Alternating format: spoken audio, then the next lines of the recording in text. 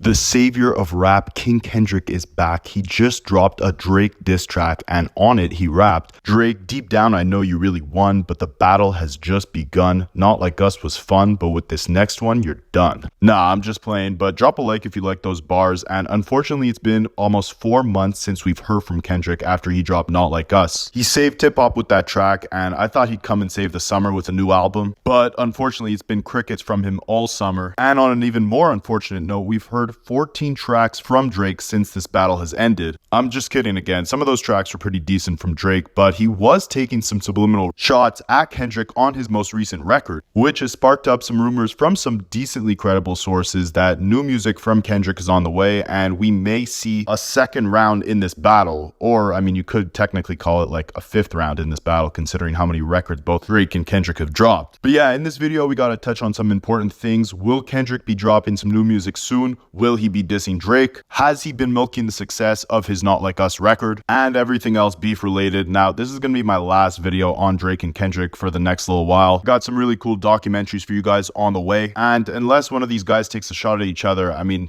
aside from what I'm gonna touch on in this video, there's not much else to say about this beef. So let's dive into any possibility that we have of getting new Kendrick music or new Kendrick diss tracks. And before I do, I have a quick question for you guys. I saw something interesting on Twitter. On this day, 15 years ago, the legendary collaboration Forever dropped. Aside from One Train by A$AP Rocky, I think this is the best posse cut that we got in the last 15 years. It featured Drake, Eminem, Kanye West, and Lil Wayne all at peak form. And someone asked an interesting question on Twitter. They said, if this record were to drop today with all new verses from all of these artists, who would have the best verse today? Let me know your thoughts down in the comments. I'll let you guys know my answer by the end of this video. And with that being said, let's jump into it. There's a lot of little nuggets in both of their disses that if it wasn't for these breakdowns, and salute to, guys like this, Rapaholics, because I think they directly get it. So to give you guys a little backstory, Drake last Friday dropped 3 new records. He was taking shots at Kendrick and all of his ops, basically saying they tried,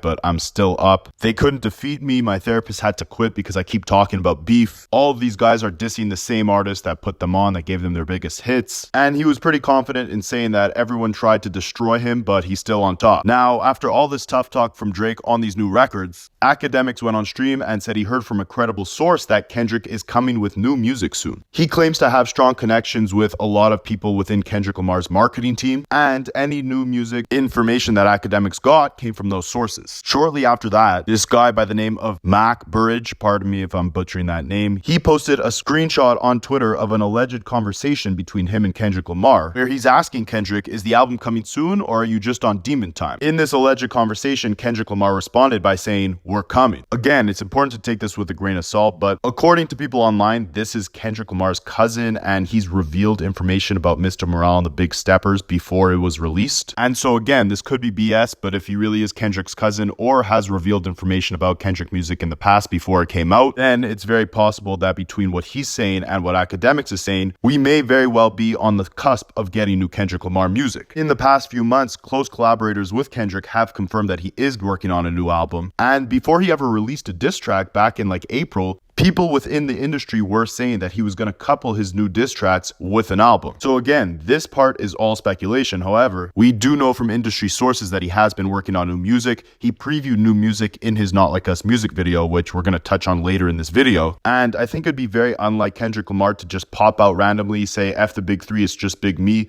go on a rampage of putting out like 5 diss tracks just to destroy Drake, and then not coupling it with new music and a new positive message to bring forth to the world, especially given the new massive set of eyeballs that he's garnered after winning this beef. And it does beg a bigger question. Should Kendrick Lamar keep letting Drake sneak diss, or would it leave a more positive impact on his legacy and hip-hop as a whole if he continued engaging in this beef? We're gonna touch on why Kendrick should or shouldn't respond to Drake, or if he will at all. But first we gotta touch on what DJ Hed said. If you guys don't know who DJ Hed is, he's closely affiliated to Kendrick and his Top Dog record label associates. And he came onto Twitter after all this talk about a new Kendrick album, and he responded by saying, don't really talk to nobody, especially not Akademiks. Here, he's basically shutting down any rumor of a new Kendrick album coming anytime soon, or at least emphasizing that anyone who's saying that there's new Kendrick music on the way is probably capping. But Akademiks defended the credibility of his sources that said new Kendrick music is coming, and he also took the opportunity to go off on DJ Hed by saying, DJ Hed, I'm the single greatest journalist you've ever heard of. I want to put that out there. I'll tell anyone in the industry. I built a 20+ million industry by doing this stuff. I played Drake's video and then Drake had to ask me, how did you get it? When I tell you something came from or something I know when it comes to Kendrick or whatever, I don't give a F who Kendrick is. I don't give a F about none of these guys. Akademiks is the single greatest journalist you've ever heard of. Now, there's more to what Akademiks was saying, but the argument he's making ultimately as to why his sources are credible and why there really might be new Kendrick music coming is because Akademiks has ties and connections to people who are bigger than Kendrick, record label owners, marketers, distributors, who Kendrick will have to go through anytime he wants to put new music out. You can't just go into hiding, make a bunch of music, and then decide randomly you want to drop it. There's marketing that goes into it, there's distribution that goes into it, and when you want to hit go and drop your album, you got to talk to labels first. You got to tell them, hey, this is when I want to release my project, this is how I want to market it, this is when I want you to distribute it. And because all these plans are calculated in advance, people like Akademiks who may have connections to industry executives who handle the release of Kendrick projects, he might be privy to credible information about new music releases even if he's not close to the artists themselves. He emphasizes this by saying that he knew Drake was about to drop Super Soak without Lil Yachty and even drop a music video to it before Drake even dropped it. He didn't hear this through Drake, he heard this information from people within Drake's camp who work within the music industry. So yeah, Akademiks swears by his sources. He's pretty confident Kendrick is gearing up to drop a new album. And again, we got to touch on something important here because I'm seeing a lot of Drake fans saying that since Kendrick won the beef and he's been absolutely silent since then, and we only heard him speak through his pop-out concert and the Not Like Us music video, Drake fans or just people in general keep claiming that Kendrick is milking the success of Not Like Us. So let's talk about it. I think the answer is a flat out no, for many reasons. Firstly, the pop-out show and the music video is all Kendrick has done. He hasn't went online to troll Drake, even though Drake has been trolling him before the beef even begun. He also hasn't spoken about the success of the record. He didn't tweet out all the records that it broke on streaming platforms. He stayed silent. And if you want to say that dropping a music video for this record is quote unquote milking it, then what would you say to Drake doing a music video for Family Matters? If the narrative was that the biggest song or the best song of the battle was Family Matters, would Drake fans think that Drake is milking this beef by putting out a music video for it? And as far as doing the pop-out concert and performing Not Like Us at that show, we have to think back to when Drake dropped Back to Back. If you think Kendrick Lamar is abusing the success of Not Like Us, then Drake was absolutely milking Back to Back like it was a minor cow. He performed the record at his 2015 OVO Fest with a bunch of memes of Meek Mill in the background. He went to Philadelphia, Meek Mill's hometown, and played it live there. Meek Mill hated him so much he had his goons waiting outside the venue for Drake, and when the show ended, Drake said he had to rush out of there and it was super hard to do shows in Philadelphia when he was beefing Meek. Now, Kendrick Lamar did one concert, and we have to understand the purpose of that show. It wasn't supposed to be some big victory lap or to taunt the success of the record in Drake or his fans' faces. The main purpose of it was to unite LA. It seems like ever since he dropped Not Like Us, that's been his main mission. Meet the Grams was a more personal record directed at Drake.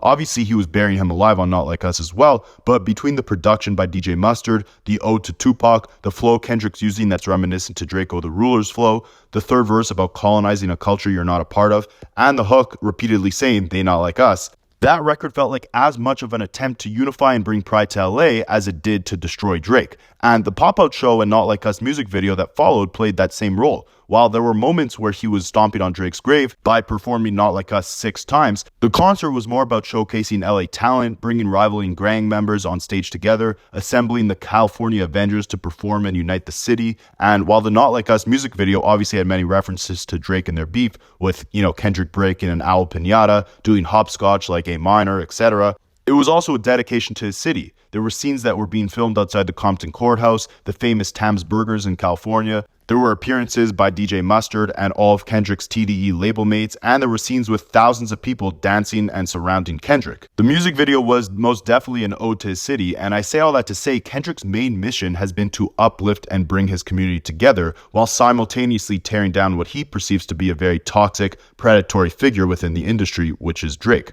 I don't think that he was trying to or did milk anything. We haven't heard a tweet or an album announcement from Kendrick, even though Not Like Us became a huge success, and this would be technically the perfect time from a commercial standpoint to announce some new music coming. But instead, all Kendrick did was leverage the success of this to bring positivity to his hometown. Now, speaking of the Not Like Us music video, this was the only moment since the beef started that we heard Kendrick preview music that wasn't directed directly at Drake. I doubt we'll get that record released because he did the same thing with the Alright music video back in 2015, but this new record does feature Bay Area sounds, flows, and production. Now, we're going to break down the lyrics of this new record, but it's interesting that he's adopting these LA flows and sounds into his music so late in his career. Akademiks brought this up when he said that Kendrick calls Drake out for colonizing Atlanta sound, but now he's doing the same thing to the Bay Area by using DJ Mustard production, Drake or the Ruler flows, but unlike Drake, who gives Atlanta artists features in exchange for the street cred and lingo that they give to him, Kendrick hasn't done the same, even though they all came out to support him at his pop-out concert. Now, what I don't think Akademiks understands is that this moment is bigger than Kendrick. When Drake does these Atlanta collaborations, or he does his OVO Fest where he brings out massive artists, or when he does these collaboration tapes with Future, 21 Savage, or any Atlanta artists, it's all for his own benefit. He's center stage. He takes the highest percentage of the record. He finds an up-and-coming artist with a sound that he likes, and he adopts that sound in his own music and collaborates with them just so he could incorporate their style into his music. There's multiple examples of this. Back in 2018, when he gave a then unknown Blockboy JB a feature on his Look Alive record, we never heard Drake talk about Blockboy JB again. He never brought him out to a show. He never collaborated with him again, and instead, he took that Memphis sound, clicked up with the producer of the record, Tay Keith, and adopted the sound of that Blockboy JB record, Look Alive, on his own future hits like Nonstop or Sicko Mode. He used Blockboy JB to tap into that sound, and when Blockboy JB was no longer useful for him, he ended up continuing to use that production and those flows on his future records, and we've never heard him mention Blockboy JB since. Another perfect example of this is The Weeknd. He took like 6 of The Weeknd records that he wrote for his own albums, and instead he put them on Take Care. He adopted The Weeknd sound and then just kind of let The Weeknd live in his shadows until The Weeknd decided to sign his own deal, and it was only once he separated from Drake that we saw him become the massive artist that he is today. And I don't want you to get it confused. I'm not saying here that Drake necessarily owes anyone anything. Music is a collaborative sport. He's allowed to leverage other people's sounds to elevate his own music, but when Kendrick calls him a colonizer, it's because of the fact that Drake works with people that are going to benefit Drake. You're always going to live in his shadows. He's always going to play center stage when you're collaborating with him. And with Kendrick, it's the exact opposite. The pop-out show was a perfect example. He was never trying to flaunt like that concert was his. It was literally called Ken and Friends, not even Kendrick Lamar and Friends. He tried remaining as low-key as possible, and it wasn't to highlight or hype up himself. Again, like I said before, it was to bring pride to LA and showcase all the artists in the city. So Kendrick using Mustard on the production or featuring these artists at his pop-up concert, he's not approaching it as a favor for a favor type of thing like Akademiks said, where now Kendrick needs to put all these guys who were at his concert on his new album. Drake needs to do that because when Drake collaborates with these guys, he's stealing their flows and their style. When Kendrick brings them out at his shows or featured Mustard on the production, he's doing it again to bring pride to his city. Roddy Ricch or YG showing up to that show wasn't calculated by Kendrick in an effort to taunt Drake. Again, it was instead just an effort to bring pride to their city. He put Mustard on the beat of that Not Like Us record so it could be a moment in history for LA more than a moment of defeat for Drake. When Drake does features with Atlanta artists, he's not trying to put a spotlight on Atlanta. He's trying to incorporate a new flow or lingo into his records, like he did with the Versace remix. Then he only collaborates with the Migos again once they blew up on their own. He literally raps about it on that song where he says, "Born in Toronto, but sometimes I feel like Atlanta adopting us." He's adopting their sound. What Kendrick did with the pop-out concert and Not Like Us is just bringing in pride and attention and spotlight to his own city, his own sound. The people coming to pop-out wasn't a favor for Kendrick. It benefited them because it was a showcase of their talent, of LA talent as a whole. It's very different from an OVO Fest where it's literally called OVO Fest. It's all about Drake. The moments he shares on stage at the OVO Fest with other artists are in celebration of him and his success and how far he's came. There's a big difference between Kendrick collaborating with and incorporating LA sound into his own music versus Drake bringing in sounds and styles of music and culture that he's not actually a part of. But anyways, again, Kendrick Lamar previewed new music on the Not Like Us music video, so let's break it down. He starts off by rapping that he's reincarnated, and here he could be referencing a couple things. Firstly, the last thing that Drake rapped in his Family Matters diss track was "You Dead," implying that this was the red button that finally killed Kendrick's career. We saw that this definitely backfired on Drake as Kendrick Lamar stomped on Family Matters by dropping Meet the Grams just 30 minutes after Family Matters, then going back to back the next day with Not Like Us, which went #1 on Billboard, broke every streaming record, and effectively reincarnated Kendrick's mainstream career. Not that he ever lost it or he needed Drake to revitalize any commercial success that he could have attained on his own, but with his last album, Mr. Morale and the Big Steppers, Kendrick Lamar stripped his ego, dove into his psyche, and assessed his flaws as a human being. He accepted the fact that he's not perfect, understanding the roots of his problems and indulgences, and he let us know that he is not the savior that hip-hop has painted him out to be. But on the opposite end, within this whole beef, Kendrick has dictated that this battle wasn't just a fight between two rappers, but more importantly, it was a fight for the throne, for the crown, and for who will dictate and run the future of the state of hip-hop. By winning this beef, not only did he reincarnate his spirit as the ruler and savior of hip-hop, but he also tapped back into his competitive spirit and desire to attain the peak position within the culture and dictate where it should be headed. He emphasized this on 616 in LA when he contemplated the pros and cons of engaging in this toxic battle with Drake. But ultimately, he ruled that while he knows the type of power that comes with taking the crown is costly, he lives in circadian rhythms of a shooting star and that the industry is cooked. It's in a terrible place thanks to the influence that Drake has had, and he's here to metaphorically pick the carcass apart. So by rapping that he's reincarnated, on a deeper level, I really think that he means his competitive spirit is reincarnated. The boogeyman of hip-hop is reincarnated. His desire to become the savior of hip-hop is reincarnated. It could also be an ode to Prince or Tupac, as Kendrick throughout his music and this battle in particular has compared himself to both these figures. And in this bar, he's saying that their spirit and what they stood for lives on within Kendrick. He follows up the reincarnated bar by saying that he was stargazing, which is a possible reference to the fact that he was watching the other stars within the industry, most notably Drake. And while he was on the sidelines and quiet after stripping back his ego on Mr. Morale, he's now back to regain the throne, and he emphasizes this in the next bar when he raps, "Life goes on, I need all my babies." The term life goes on is typically used to reflect on the fact that the world moves on in a cyclical pattern. Things change, things die, and new life continues to grow. Kendrick Lamar has killed his ego, killed his opponent Drake in the process, brought a new perspective to hip-hop, and shined light on everything that has been wrong in the culture thanks to Drake for so many years. And now he needs to reap the fruits of his labor, all his babies and the broccoli.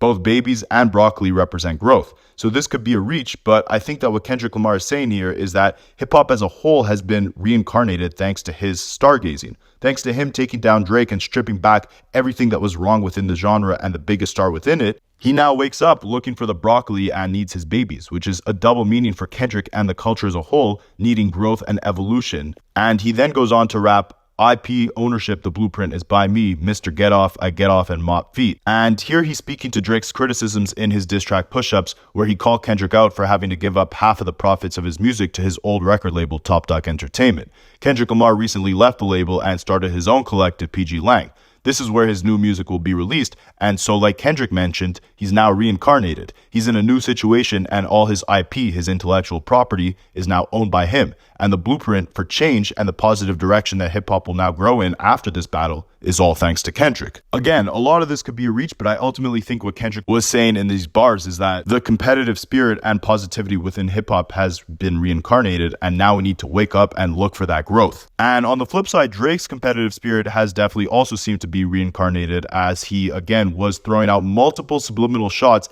at Kendrick and all his ops on his latest records. So now let's touch on the fun stuff. Will Kendrick Lamar respond? Well, there's a couple things we have to point out here. See, the key difference is that if Kendrick Lamar comes back, will he be as prepared as he was in the first round? We all know that he said he had 10 diss tracks in the stock. We know that he released 5 of them. We've heard conflicting things from people around him. Some say he just went in and recorded all these songs in the moment, but we know at the volume that he was putting out these diss tracks, literally 30 minutes after Family Matters, he must have had them in the stash for some time. The more general disses about Drake's character must have been written beforehand, and Kendrick probably just threw in those extra bars so these records sounded relevant or current to when they dropped. But at the same time, I'm sure he has more diss tracks in the tuck. I mean, he pretty much confirmed this by rapping, how many stocks do I really have in stock? 1, 2, 3, 4, 5 plus 5. But to be fair, he might be a little more blindsided in this battle, or at least less prepared, if he decides to fully jump back in it and diss Drake again. Like with the first round after first person shooter, Kendrick did like that, and he knew exactly what he was kicking off. He had a clear plan of attack. But now it seems like he's probably working more on an album than new diss tracks, so it's probably not on his list of priorities to have tons of diss records pre-planned or written. We also got to take into account that I think Kendrick got off pretty much everything that he wanted to get off within the 5 diss records he's already released. He's criticized Drake's character and everything horrible that Drake stands for within hip-hop, and it's kind of like beating a dead horse, right? Like, if he knows he destroyed Drake so bad, would it seem like he's continuing to milk this beef if he decides to diss him full on just because Drake is throwing a couple subliminals at him? I mean, look at Drake's situation with Pusha T, right? After he backed out of the beef, he continued to throw subs at Pusha T, but Pusha T never responded because he already got off everything he had to about Drake. He criticized his family, he criticized Drake as a person, and Drake decided to back out and then throw cheap subliminal shots at him later on. And Pusha said, Drake's subliminals aren't worth responding to because they all sound the same. It's all the same flows, the same attacks. There's nothing new there, and it seems like he's repeating the same thing here. He's just talking about how all his ops tried to destroy him. It didn't work. He's still here. He's still number one. He's still got the numbers. There's nothing new that he's saying here that would warrant a real response from Kendrick. But at the same time, Kendrick did rap that he hates the way Drake sneak disses. He hates the way everything Drake approaches within hip hop. So with that hunger to prove a point, which I think Kendrick had a lot more than Pusha T did, like Pusha T just wanted to destroy Drake as a person. Kendrick really wanted to destroy the archetype of Drake, everything that Drake stands for within the culture. So if Drake continues to play the same game, taking petty subliminal shots at Kendrick, maybe Kendrick will try to emphasize that point even more by saying, you're not allowed to sneak this anymore. I'm going to dictate the future state of this culture, because with Pusha T, while you were able to go on another 5-year run, dropping hit after hit, continuously subliminally sneak dissing Pusha, resultingly redefining the rules of a rap battle where people now think that it's okay to put someone on the clock or to sneak diss your ops even though you publicly admitted that you took the L to them. Kendrick might not let that slide. He might not let these same old bad habits continue. And again, Drake is definitely hungry for this beef. Like on his burner IG account, he shared a video of someone saying that we're going to win game 2, basically showing that he's delusionally stating he's about to win the second round of this beef. He also shared some unreleased footage during the Nothing Was the Same days where he was previewing a beat with 40 in the studio, and they were basically talking about how they were going to get Kendrick Lamar on the record. I don't know what message Drake is trying to send here, but I do know that if we're going to go back to talk about the message that DJ Hed was trying to send when he said that there's no Kendrick music on the way, or at least that every source that's claiming there's music on the way is not actually talking directly to Kendrick, that could also be BS, because it's in DJ Hed's best interest to say that there's not any new music on the way, especially if he's in Kendrick's camp, because A, it builds hype for any new music that's coming out, especially if people don't know or don't think that it's going to come out, and B, more importantly, they might not have a release date yet. Kendrick takes his time. It might be a year before we hear a new album. So it's possible he doesn't want to set up false expectations by saying anything's coming in the near future and then disappoint if we have to wait months and months or even years before we hear anything from Kendrick. All I know is that we'll probably get another 20 songs from Drake before we get a single song from Kendrick, which is okay because good music takes time. And with the energy Kendrick was coming with in this beef, you can tell that he has done some healing from Mr. Morale and the Big Steppers. He's reflected, he's dealt with his demons, and he's hungry again to bring back that excitement or something new within hip-hop. And with the amount of diss tracks that Kendrick Lamar had in the tuck, there's no denying that he probably has tons of unrelated Drake music in the tuck, like just regular music for his album or just new music in general. So I have no doubt it's been 2 years since Mr. Morale and the Big Steppers. We're probably getting something somewhat soon. Now, I did tell you guys at the end of this video, I'd give my answer for how a version of Drake, Lil Wayne, and Kanye West and Eminem's Record Forever would turn out today if they all recorded new verses. I think that Kanye would probably have the worst verse. He'd be mumbling all over it. Drake would probably come in with some Playboy Cardi or Yeet type of flow, and he'd approach it like he did with First Person Shooter, where he lets the other rappers get off the more hard-hitting bars, and he'd come in on a less lyrical type of approach. And for me, new Eminem doesn't hit the same way that he did 15 years ago, so I don't think he would have the best verse. I'd have to give it up to Weezy, because anytime Lil Wayne is faced with the challenge of having to go bar for bar with amazing rappers on the same record, he always outshines them. Look at Saturday Mornings with Cordae. Look at his new record with DJ Premier, Rick Ross, and Big Sean. Like, Lil Wayne hasn't lost a beat when it comes to technical rapping, and when he's laced with the right production and the right rappers around him, he always outshines. So I think he'd easily have the best verse. Let me know what you guys think in the comments. Are we getting new Kendrick Lamar music soon? Does anything DJ Akademiks say mean anything? Are his sources credible? Is DJ Hed more credible? Is Kendrick Lamar going to be responding to all these Drake subliminal disses? Again, let me know in the comments. Drop a like if you like the bars at the beginning of this video, and let me know what you guys want to see in the next one.